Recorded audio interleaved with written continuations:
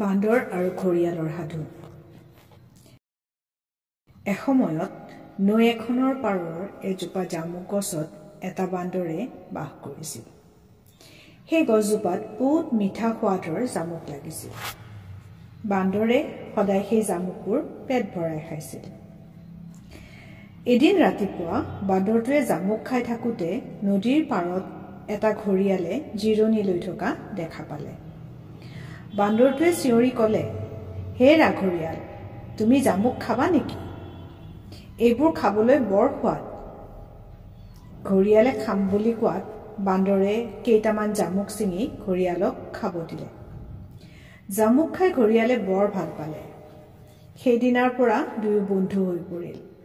বান্দৰেও সদায় ঘৰিয়ালক জামুক খাবলৈ দিয়ে। ঘৰিয়ালে নিজে খাই কেইটামান ঘৈণীয়েকলৈও লৈ যায়। এদিন ঘৰিয়ালৰ ঘৈণীয়েকে ঘৰিয়ালক সুধিলে, তুমি ইমান ধুনীয়া জামুক সদায় ক'ত পোৱা? ঘৰিয়ালে তাৰ বন্ধু বান্দৰৰ কথা ক'লে। তেতিয়া ঘৈণীয়েকে ক'লে, যদি বান্দৰে সদায় সেই মিঠা জামুক খায়, তেতিয়াহ'লে তাৰ কলিজাখনো বহুত মিঠা হ'ব। মোক তাৰ কলিজাখন আনি দিয়া, মই খাম। ঘৰিয়াল হতভম্ব হৈ পৰিল, কিন্তু ঘৈণীয়েকৰ কথা পেলাবও নোৱাৰিলে।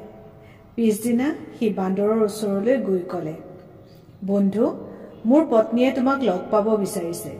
সেয়ে তোমাক আমাৰ ঘৰলৈ দুপৰীয়াৰ আহাৰ খাবলৈ মাতিছে। কথাটো শুনি বান্দৰৰ বৰ আনন্দ লাগিল আৰু সি যাবলৈ সন্মত হ'ল।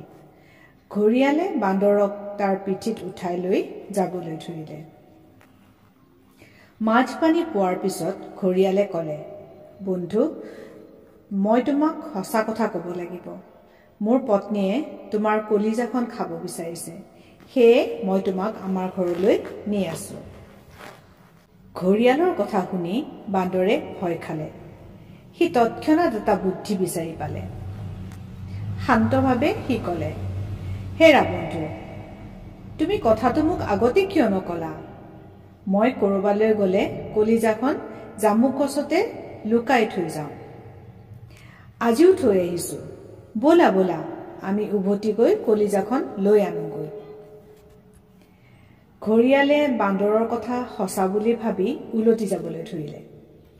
যেতিয়া গছডালৰ ওচৰ পালে, বান্দৰে জাপ মাৰি গছডালত উঠি ল'লে।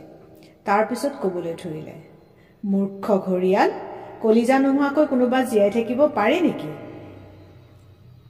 আজি তুমি মোক ঠগিলা, গতিকে আজিৰ পৰা আমাৰ বন্ধুত্ব শেষ। তুমি এজন বন্ধুক হেৰুৱালা। ঘৰিয়ালে বৰ লাজ পালে আৰু আঁতৰি গুচি গ'ল। সাধুটোৰ পৰা আমি ইয়াকে শিকিলোঁ যে বিপদত পৰিলে আমি ধৈৰ্য হেৰুৱাব নালাগে আৰু আনক সহজে বিশ্বাস কৰিব নালাগে। ধন্যবাদ।